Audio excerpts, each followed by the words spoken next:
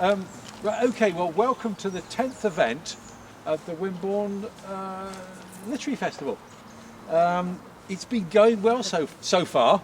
Someone said, how's it going? Pretty well so far. We'll see how it goes today. This walk will probably take a little bit over an hour. I do apologise for that, because there are more of you than I expected. We were going to hold the tickets at 24 and it all went a bit silly somehow. But I guess there are about 30 of you here, aren't there? Anyway. For those of you who haven't been here before, welcome to Wimborne Minster. And the first thing I need to say is, well, what's in a name really? The local people tell their children that this is called Wimborne because the river was called the Wim, and Bourne means a stream, doesn't it? Yeah? Flowing stream. Well, that's fine. And I believed that. I thought it was boring, but I still believed it. Until I was thumbing through Butler's Lives of the Saints, looking for just one of our saints. There's about 5 saints from Wimborne, and looking for Leoba, and Butler said Wimborne Minster, otherwise Fountain of Wine.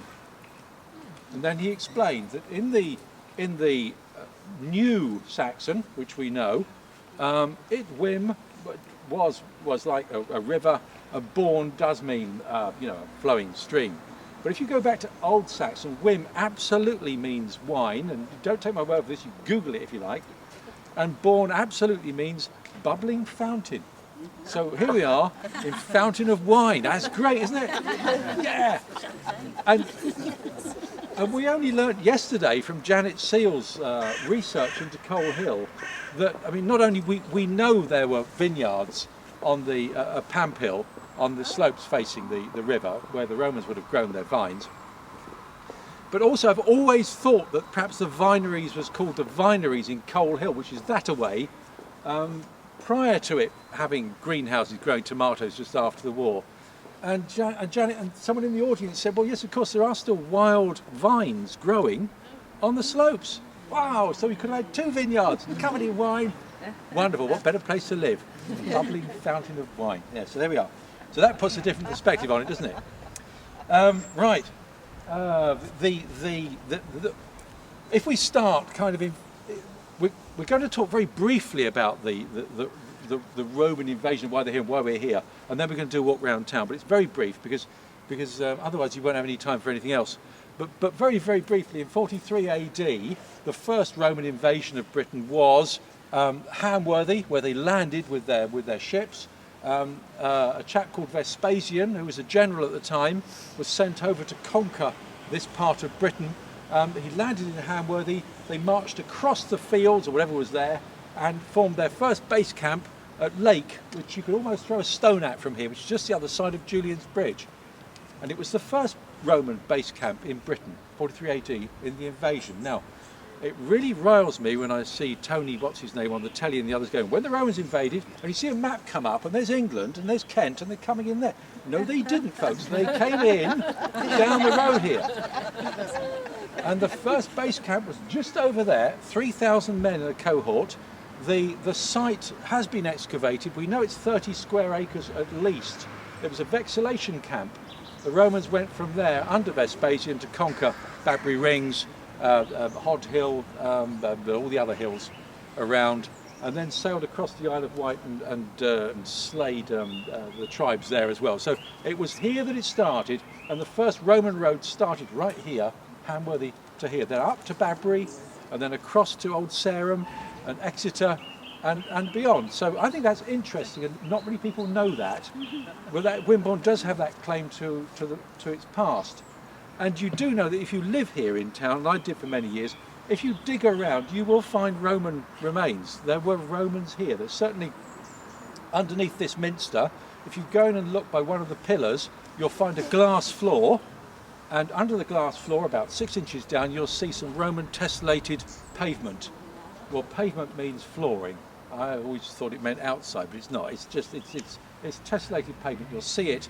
And it's thought to be a villa or something, but I've got another theory. I reckon it was a Roman temple right there. Because what did the Christians build their temples on to Christ? They built them on pagan memorials, so it possibly was.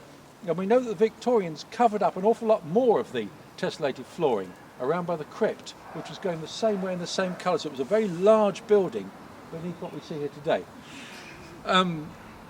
Vespasian, you may know, apart from being a great general, when he went back to Rome, he became one of Rome's greatest emperors. So there you go. He had a lovely holiday here in Wimborne, Roman emperor, bashed us all up, and not many people know that, do they? He ended up in Libya. Did he? Was he naughty? They sent him out there, did they? Get rid of him.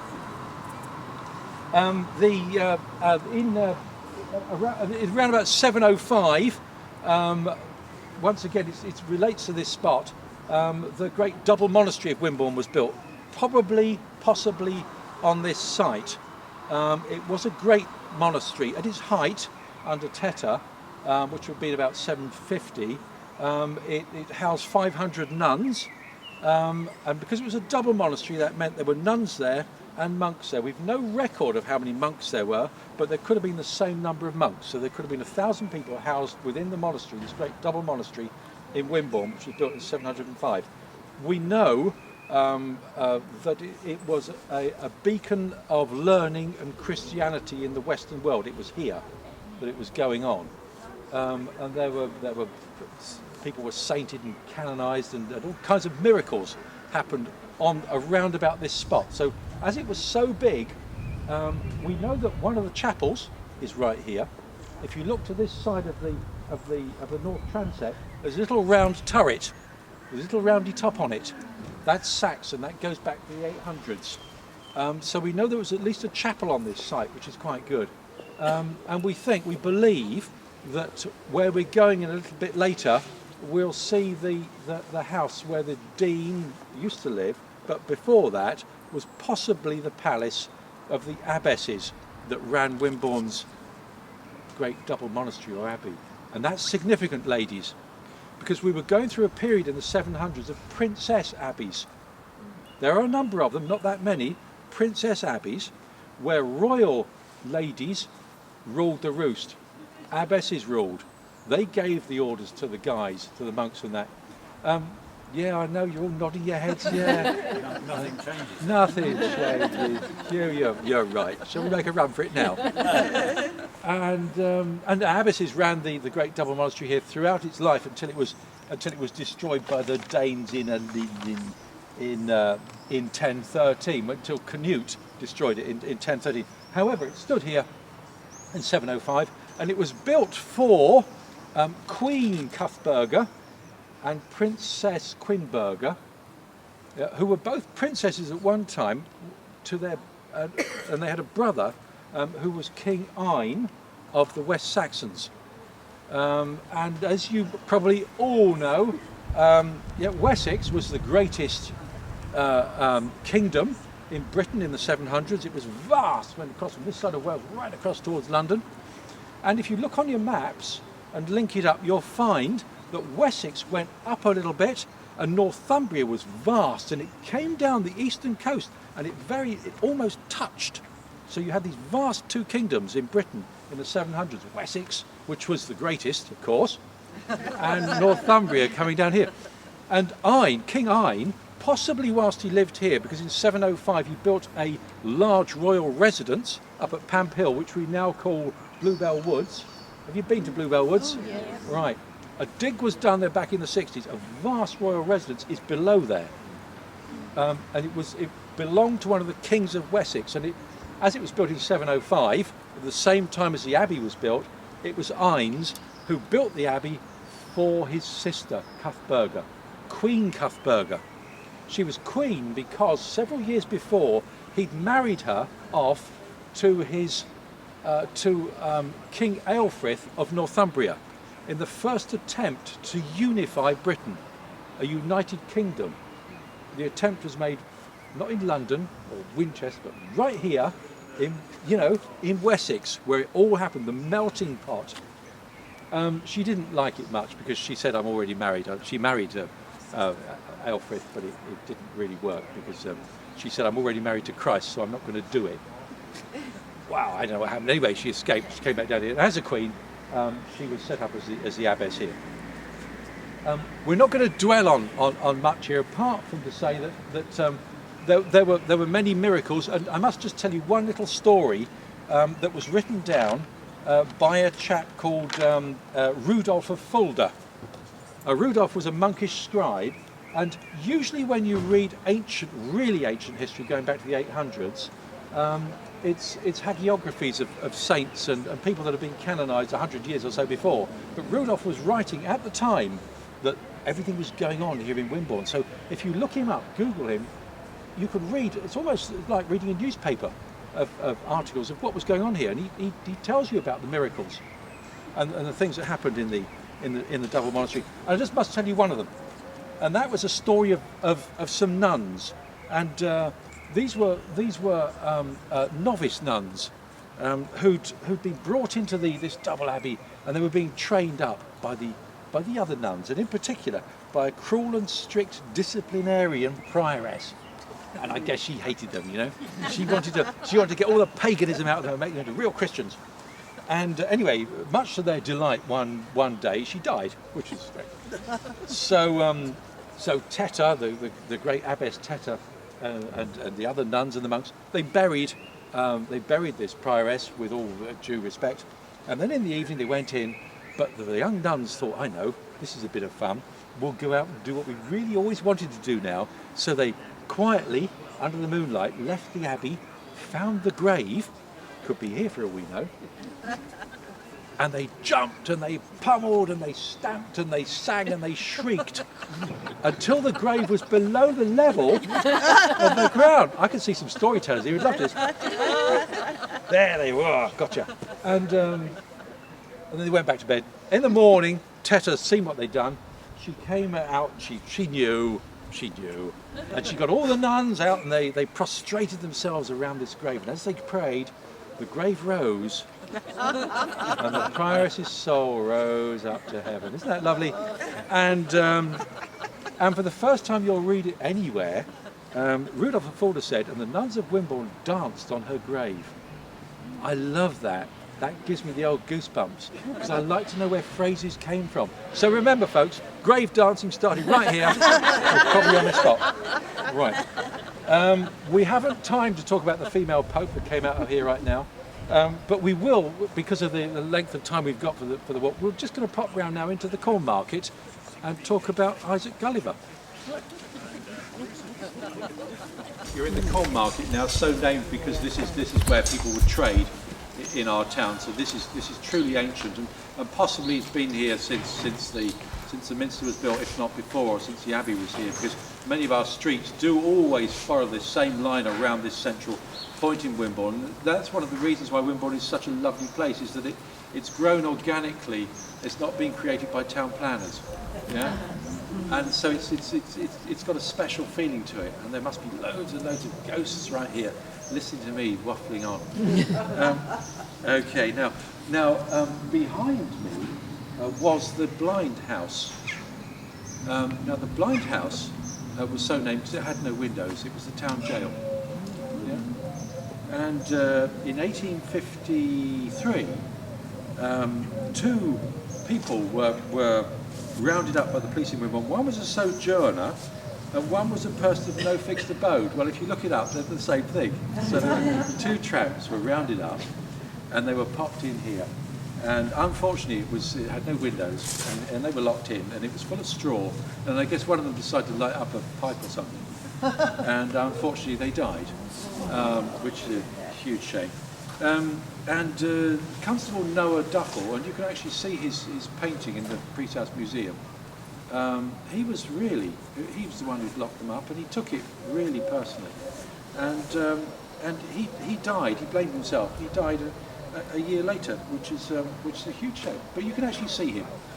So this wasn't all happy. It wasn't happy here for everybody, but it was happy here for the revenue men and for the people taking prisoners to Dorchester to be tried, because this was a favourite spot to stop off, you see, with your prisoners. And when they stopped off here, they would use the White Hart over there. If you look at the left-hand window, you'll see a green bar going up. You see it? Yeah. It's an iron bar. And on that iron bar, there's handcuffs. And the stories tell us that the law enforcement officers would go in there with their prisoners who'd be handcuffed on the bar while they stood at the bar and had a drink. What a horrible thing to do, guys, if you like a beer like I do. They would have really liked to have shackled one of Dorset's greatest smuggler, Isaac Gulliver. You know Isaac Gulliver lived. Isaac Gulliver was a very naughty smuggler.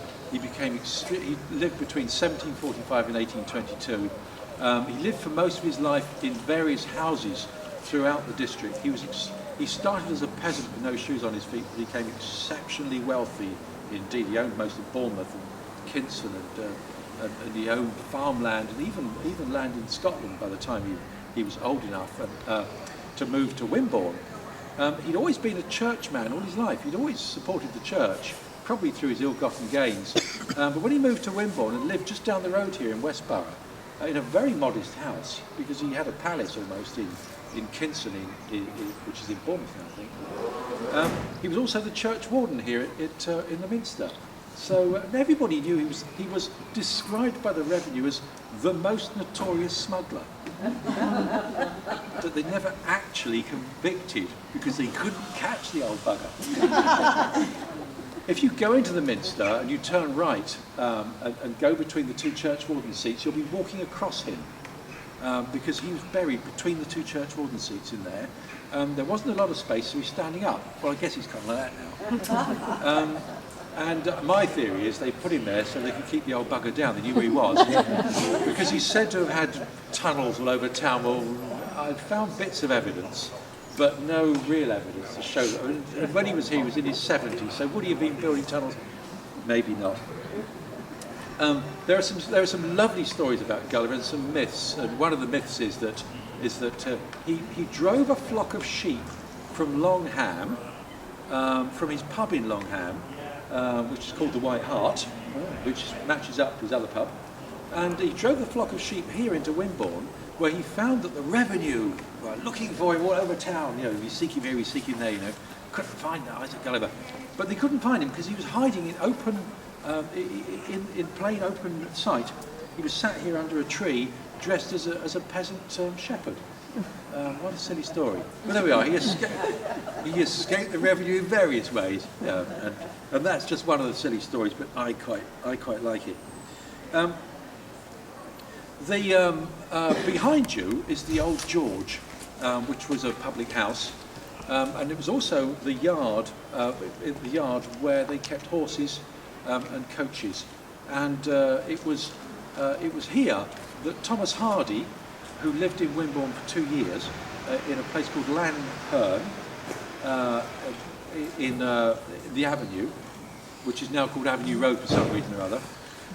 He used to come here and hire a cart and a driver and go out into the countryside and look around and get ideas for his books. Hardy lived here for 2 years after escaping London, where he'd moved to thinking it was the place for him. Whilst he was here, he was a very happy man, apparently, for all accounts. He enjoyed Wimborne's company and our society. He used to meet other authors here, and his wife Emma, at the time, would be seen riding around Wimborne on a tricycle. She was known as an eccentric. There's a local councillor rides around Wimborne on a tricycle, isn't there? Yeah, there's derisive laughs there. And it's whilst he was on one journey out from here, he went out to golly, there's a big house with a big wall all the way around it, isn't there? That's it. Well done. That was my deliberate mistake. He went out to Charborough Park, and he was shown by the driver the astronomical tower, which is there, and told the tale of an older lady that lived there at the time. This is a true story. And who had married late in life, but she'd married a much younger man who was a soldier, who was a very handsome chap. I'll just wait till the band's gone.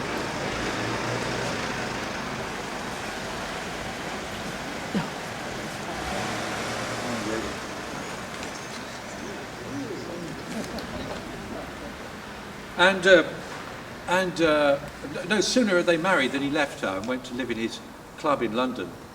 But part of the marriage deal was that she gave him her title. So he took her title and her money and went to live in a club in London. And this lady waited for him. She was alone in Charbury House for many, many years. Interestingly, amusingly, they say that he spent all of his life planning his elaborate funeral. And there is a mausoleum to him which he had planned, and he designed it all himself. So that's quite interesting. But Hardy liked the idea that there was also an astronomical tower there. And he wrote a book whilst he was in Wimborne called Two on a Tower, and it has a number of reviews, and most say it was absolute rubbish, but now and then the odd reviewer said in the past that it was one of the greatest works of English literature. I'm going with that one. And I suppose one of the reasons why it wasn't particularly liked as a Hardy novel is because it actually has a happy ending. Because Two on a Tower takes place in Charbury Park. An older lady meets a younger man. They're both astronomers, and they climb the tower, and they're lovers, and it's glorious.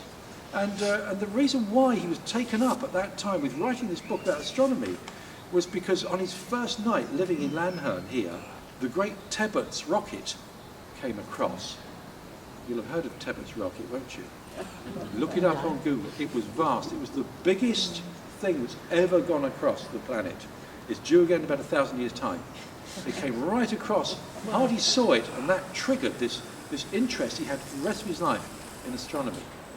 So right, we've done the corn market. We're going to go now to the square. A spooky bit. Follow me, folks. Okay, I can't let this one go by, because although I can't give you all the information I'd love to give you because it's great fun, we were talking about Hardy just now. We're going to come on to this in just a moment.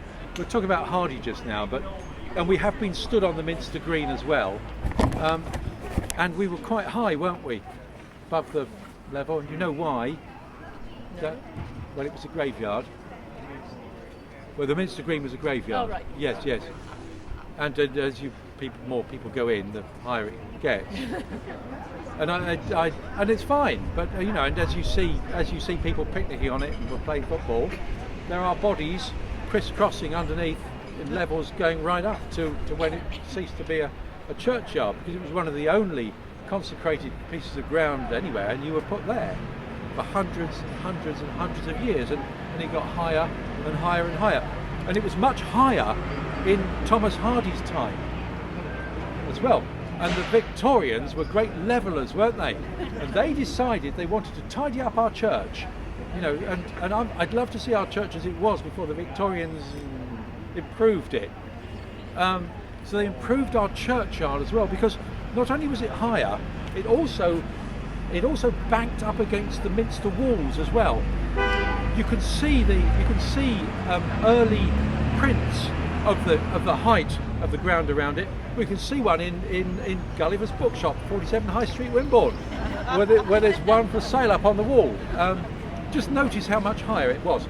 So the Victorians thought, we can't have that, because one of the problems was that the graveyard, on a hot summer's day, the contents of the graveyard were creating an odour within the church that you really didn't want, so you wouldn't want to go in there.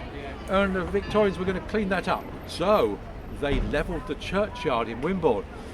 But it was covered in stones leaning over this and that, and with tabletop tombs.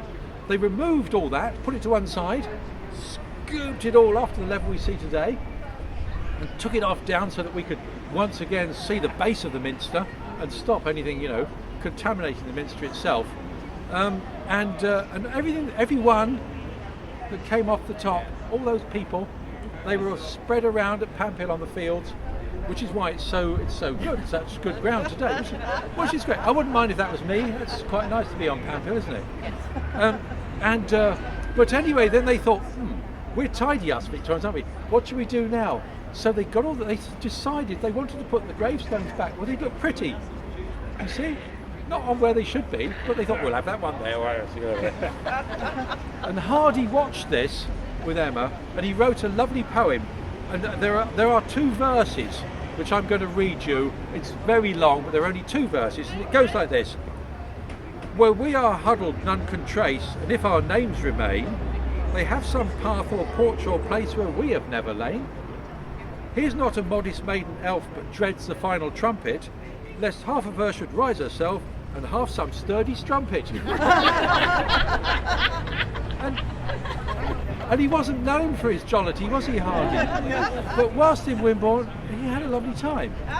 He also started to write the book on the Mayor of Casterbridge here, getting the story from the barber, which is round in the barber shop, which is still open now, round in the High Street. The story of wife sales in Dorset, which used to take place in the Albion just over there, in the yard. Which you ladies are shaking your heads, but there's some guys nodding here. And wife sales were very common. Yeah, before Hardy's time this was, but before Hardy's time there were as many as 400 a year in Dorset. Oh yes, don't take my word for it, you look it up. And they were famous. And this is the law, guys. If you could take your wife into a public place of sale, with a halter around her neck, you could flog her off. There you go. And all your family as well, which is where the Mayor of Casterbridge, the story comes from. And they used to take place just over the road there. Now, there are a bunch of people that believe that the law's never actually really been repealed. And maybe it'll work the other way as well, but how do you get your wife into a halter? What is a halter? Oh, there we go. Hugh's going to have a go. Oh, that's it. I'll give you. I'll start the bidding. Anyway, we're on the square now, which is rather nice. I think it's a little bit bright. There's been a lot of controversy over the colour, and if you're not wearing sunglasses when it's sunny, this is a little bit bright. But it's much better, I believe, than it was when this was just a roundabout. And it works, and now we can use this for all kinds of lovely things, including our cafe culture, which, let's face it, is pretty good. It's so not Wimborne. It's so lovely. But you wonder to yourself, weren't they marvellous people in Wimborne to design this marvellous open place? Well, they didn't. This is St Peter's Square, named after them, because St Peter's Chapel stood somewhere in this area. Some think it was over in that corner, others over there. I don't know. No one's certain, but certainly St Peter's Chapel stood here, and it was the same age as the Minster, this chapel. And this is the size of its churchyard. That's why it's this shape. Within the churchyard there were burials and also trees. Giant elms grew here. We know that because in the Minster records you can see that the monks that ran St Peter's Chapel would lop off branches every now and then and sell them for sustenance and try and get some money, because St Peter's was the poor relative of the Grand Minster over there. It was never repaired. It was always, whenever you read about it, it's in ye dilapidated state. At one time they tried to prop it up by building a town hall alongside it with tenements underneath it. We don't know what it looked like, but that fell down apparently. It was made great use of, St Peter's, in 1633. Oh, here we are. When I'll find it in a minute, folks. Sorry about this.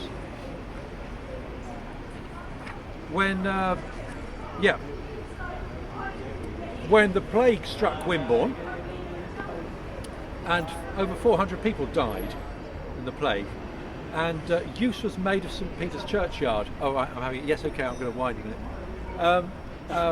2 pits were dug here, and there are 400 bodies beneath this place. We know, at least. So there are 2 plague pits beneath it. I often think that's quite fun when you're drinking coffee here, but you don't want to be here come the Resurrection Day, folks. I can assure you. It makes it a difficult place for anyone to work on, because you've only got to go down a few feet and there are human remains everywhere. I mean, literally. So sorry about that, folks, but that is the case. So St Peter's Square. St Peter's Square, should we rename it? Yes. Yeah, let's do that. Now, I'd like to move on now, if we may, we're going to go across town, and Sir William Hannam has allowed us to go into his grounds, and we're going to have a look at two giants that not many people know about. Yeah? Follow me. Right, well, welcome to the grounds of Dean's Court. We're very lucky to have been allowed in here. It isn't generally open to the public, so it's with thanks to Sir William Hannam and Ali Hannam that we've been allowed in. So it's very nice of them. This is their house here. Its foundations date back to the 8th, 9th century, and we believe that this was possibly the house where the abbesses would have lived, which I think is quite significant. It gives you an idea of the size that the abbey would have been. Then if you think though that we certainly know there were 500 nuns living within it, and if it was the same number of monks, it would have been a very big place and possibly walled around. I just need to tell you a little bit more about the nuns that might have been working within these grounds and within Wimborne. You might have heard of St Aldhelm, have you? St Aldhelm, yeah? Well, he worked with King Ine to create the monastery here, and but he was disappointed with some of the nuns, and he wrote that he had actually seen some nuns wearing purple underclothes. Yeah. How's that? A red dress with long sleeves trimmed with silk stripes and shoes of red leather, whilst their hair was elegantly curled with irons and their nails pared to a point like the claws of a falcon. Now what does that do for your idea of what nuns were like around Wimborne? Yeah? Well, we know that certainly the abbesses would have worn fine clothing. They would have been princesses and queens, and they wouldn't have been going around in black. These were fine ladies, and I think that gives you a new perspective, doesn't it? And they were possibly walking in where we are now. Who knows, in these wonderful grounds. This then, we know that this is the monastic pond, or a stew pot, where fish would have been bred and reared and used for food, so that people didn't go hungry, or the nuns and the monks didn't go hungry in the winter months. And as you can see, it's big enough, and luckily it's still here, and I think that's really significantly important. So we're going back an awful long time. The Hannam family go back around about 500 years, incidentally. They do have the most amazing history, however, as well. One Thomas Hannam married into the Popham family. He married Penelope Popham, who was the daughter of Sir John Popham. And Sir John Popham was the Lord Chief Justice. Yeah. In other words, he was the executioner, I think. He presided over the trials of Mary Queen of Scots, Sir Walter Raleigh, and he also tried the Guy Fawkes plot. And it was he who decided on the punishment. So, not the right sort of guy you'd think you want as your father-in-law. Yeah. But however, Thomas Hannam married into the family, and became part of Sir John Popham's company, which was the Plymouth Adventurers Company, and with a charter by the King.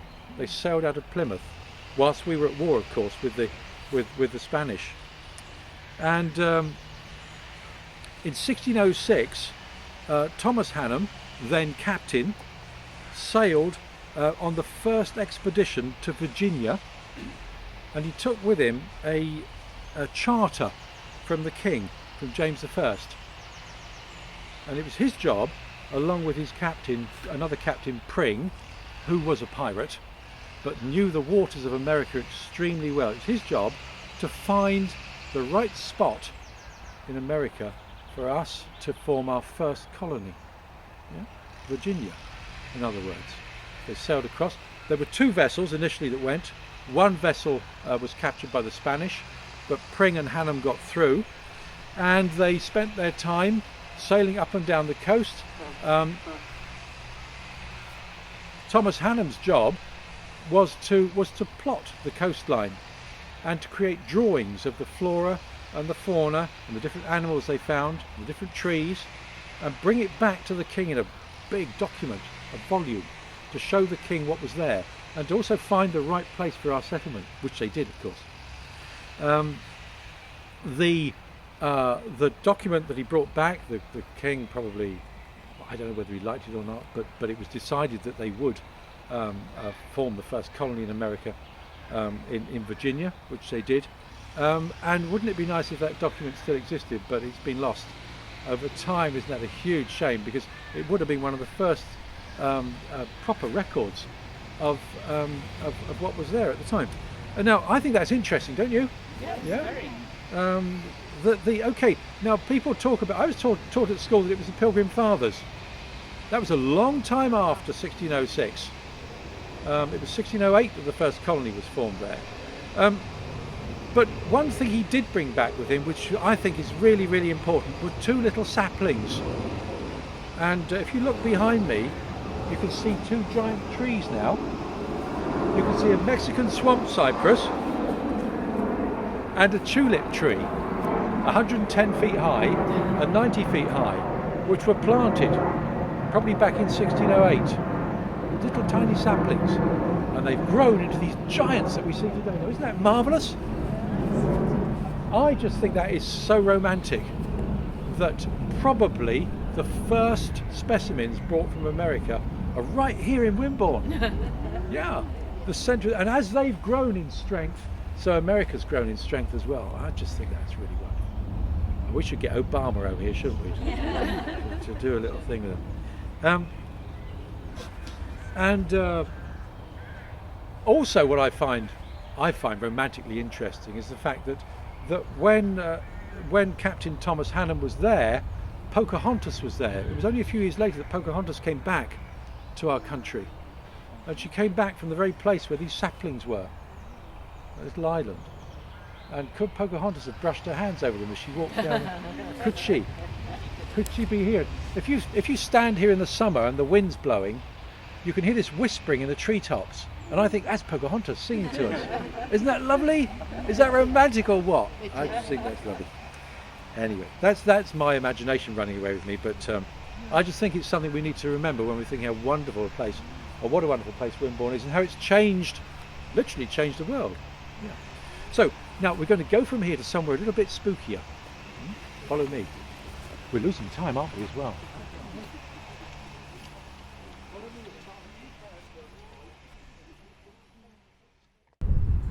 You will never get on here unless you will be absolutely trespassing. This is not public land at all. It is extremely important land, considering where you are right now. You're in the high street right now. If you look over there, you can see the pond. Can you see that pond? Yeah. In Norman times, they decided to build onto Wimborne. Wimborne was already ye great town. Wimborne was bigger than it is today, and they decided to make it even a bigger town. And the Normans built a Norman medieval suburb right here. We're in the main street. You can see the pond at the end. You can see it running up through here, and you see streets running off to the side. There are 3 streets along, and they're joined together. And if you look on the plan from what the archaeologists have uncovered, it's a perfectly regulated town plan, and the Normans built it just after the invasion, as they did, and it was administered by the dean. The dean not being anything really to do with the church, but really being an accountant. It was a way of making money. It was a way of bringing the peasants in from their really rough huts and giving them slightly less rough huts here on this Norman suburb. So we're actually in a suburb here, and it stretched. It went way down there beyond towards the river. That way, the river wasn't actually there then. It was in a different spot. It went way on down there, and right on to the. So this would have been a busy, bustling area of tradesmen and artisans, people making arrows and shoeing horses, whatever, and driving pigs on sticks up the street, or whatever they did, bustling with people, but purely just one part of what was a very large town.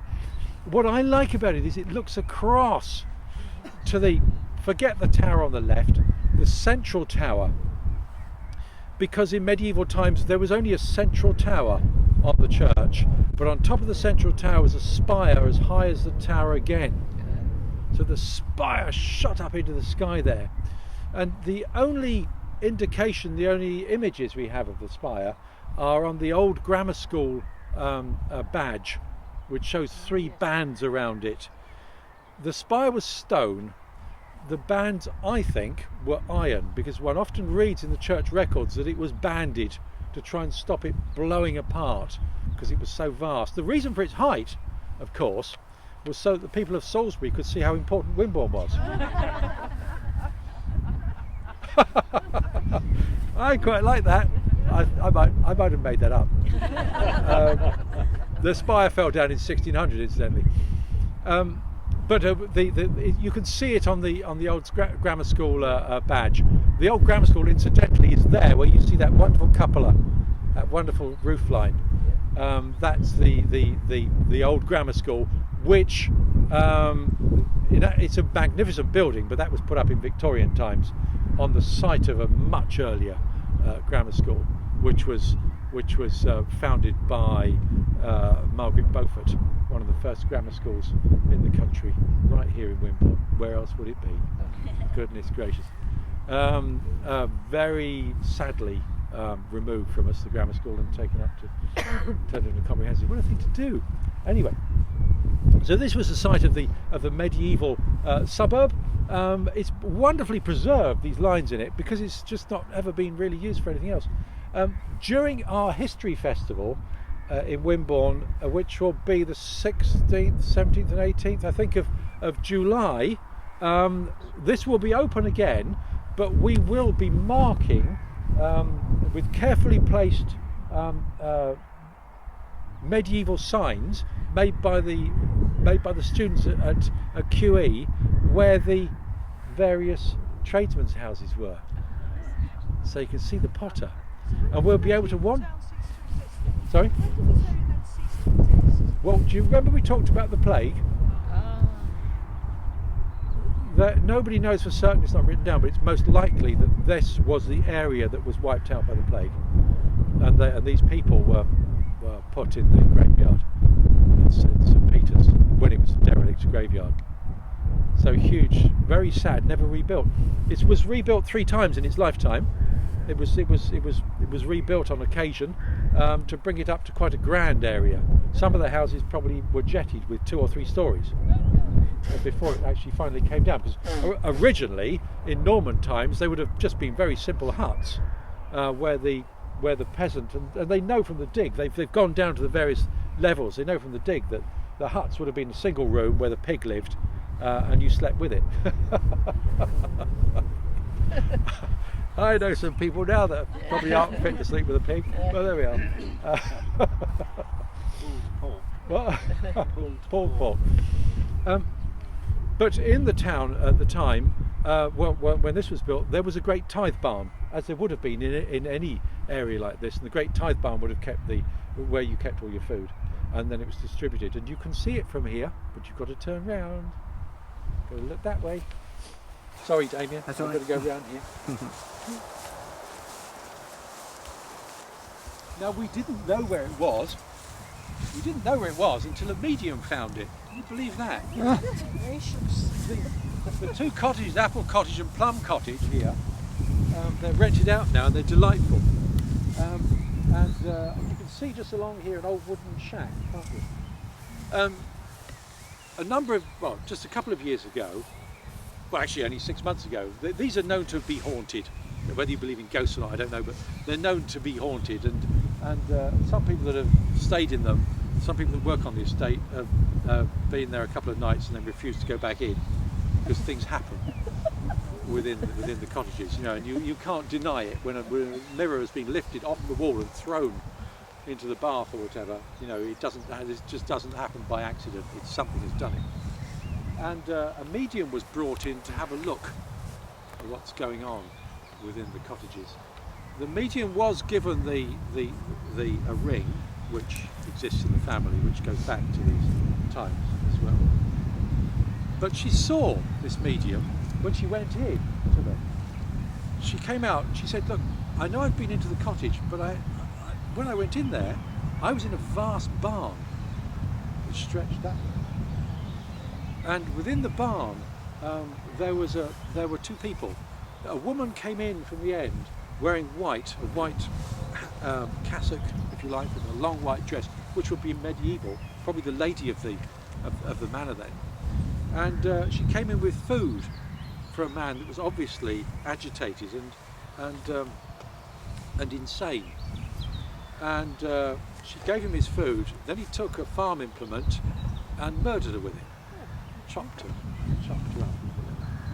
And so a murder took place.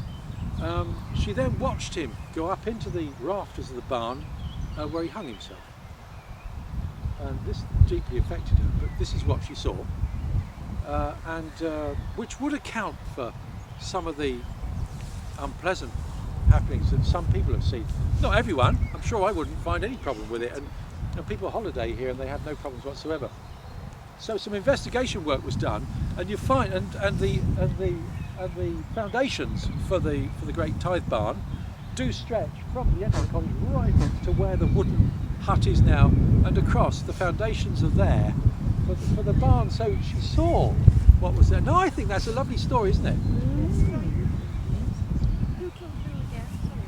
There were two people and one killed the other. The deranged man slew the lady in white. Oh, she Yes. Yeah. Good. Nice story. I thought you'd like that.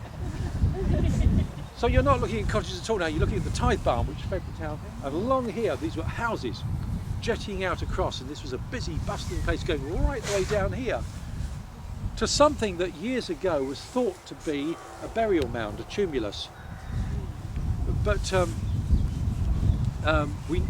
it's also been thought that it may be something else, and a dig's going to be carried out there shortly, because aerial photography has shown that it could be the site of the Norman castle that once stood in Wimborne. And as it has a flat top, this mound, and also has the ditches round it that you would find around any bailey, modern bailey, and as it has post holes in the top, it's most likely the site of the castle, which wouldn't have been anything grand, probably only 15 foot square, like a tower coming up, but we know in Norman times the castle was ordered to be built to defend Wimborne, so it may be just over there. And during the History Festival, we're going to open it up and go in there. So you must come on one of those walks. We'll ribbon this off, it'll be fun. Oh, fantastic. Right, okay. Would you like the... Actually, we're very lucky because William said that that he would make sure the bull wasn't out. And he's right. So we'll wander back, shall we?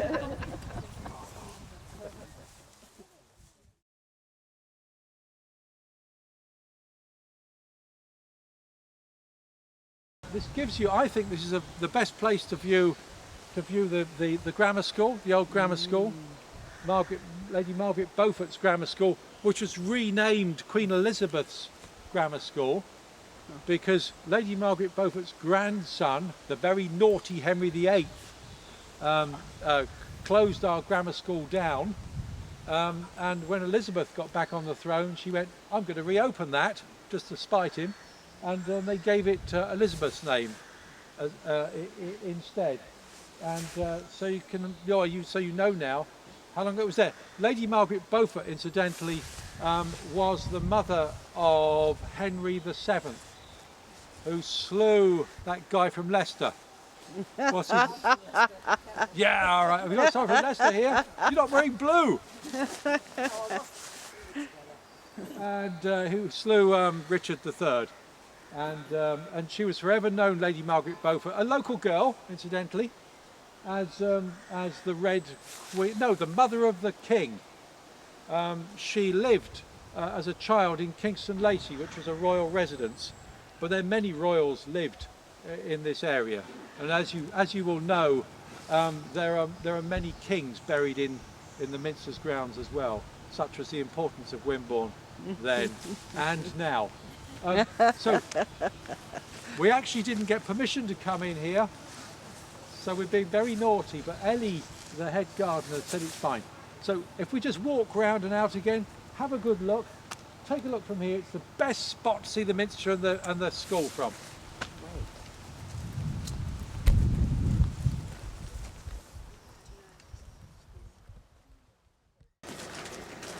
I just must stop you here and show you there's a cafe here in a courtyard if you haven't seen it before.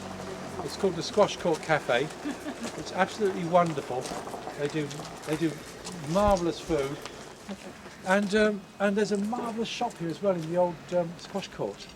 The estate ground. It's marvellous, isn't it? Great place for, yes, isn't it lovely? We have our cup of coffee. And you can find things in the shop that you just won't, you certainly will not get anywhere else, because Ali sources them from south of France or wherever she can get it from. So it's a marvellous place. So if you fancy a coffee or What lunch, sort of coffee do you like?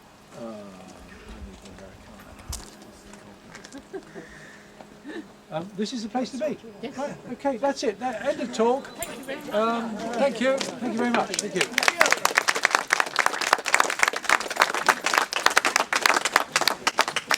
That's it. It's all over.